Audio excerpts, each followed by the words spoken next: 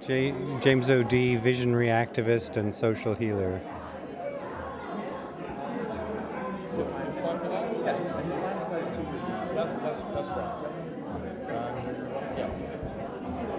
James, tell me about the significance of this event today. It is a point at this point that we're reaching where we look at the outer activism, the social justice work, all of that work that needs to be done, and the inner activism. One would be called the activist movement, the other would be called the church movement or the meditation movement. And now here we're coming to a point in the movement in consciousness where we see that we have to link the inner and the outer in a very profound way, so that the resonance of inner work, of non-judgmental, compassionate feelings move into the field of action. The Dalai Lama once said, it is not enough to be compassionate, one must act. And so compassion in action, compassionate Seattle, cities engaging in this work. It's a long work, we know, but it's the work of bringing that inner shift in consciousness and inner work into the outer field, a new modality of action in the world. Now, why is that so difficult? We all think compassion is a good thing. We want to be compassionate, but we don't seem to be able to do it. Yes, because I think we've associated the compassion with a passive response. Go into a deep meditative state and feel some sort of deep sympathy for others.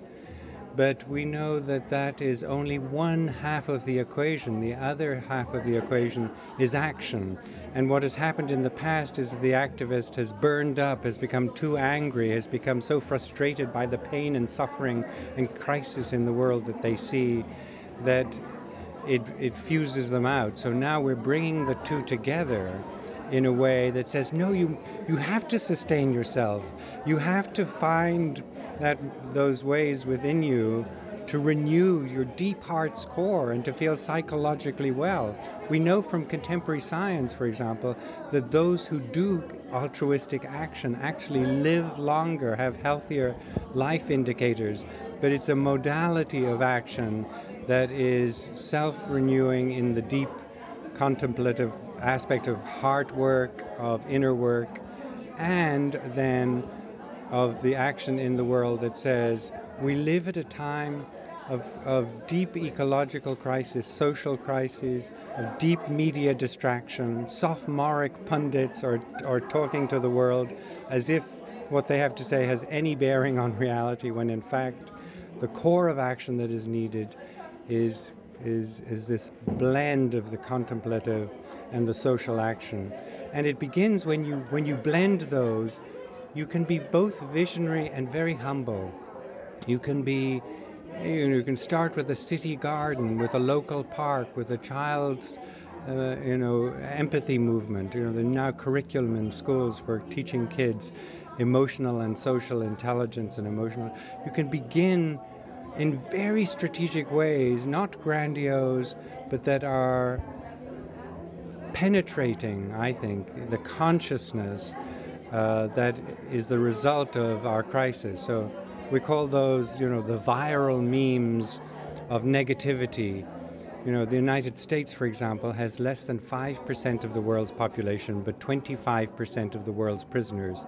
The viral meme of punishment, revenge, is now creating a crisis within the social order because there are way too many people in prison.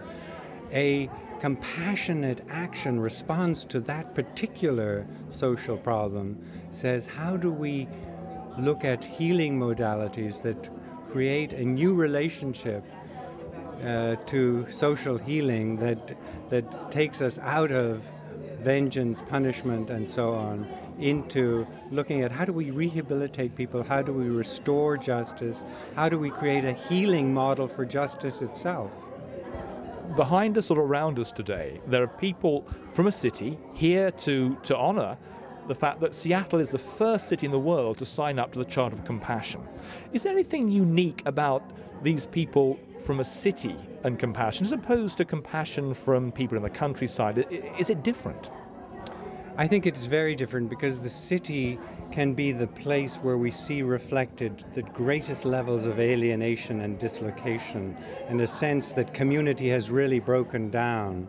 So by convening these forces of spirituality, consciousness shift, new models of behavior, new models of eco-creativity, all of these things that are going to help us redesign our cities, make them livable, make them habitable in the sense of deep community. It's very significant that we start this movement with cities taking on the mantle of compassion, because it's there that you see the homelessness, there that you see the loneliness, the depressions, the social ills that require a shift in consciousness itself to address these problems. There isn't enough juice in saying, let's change the policy here, let's change the policy there, without changing the heart and our relationship to each other.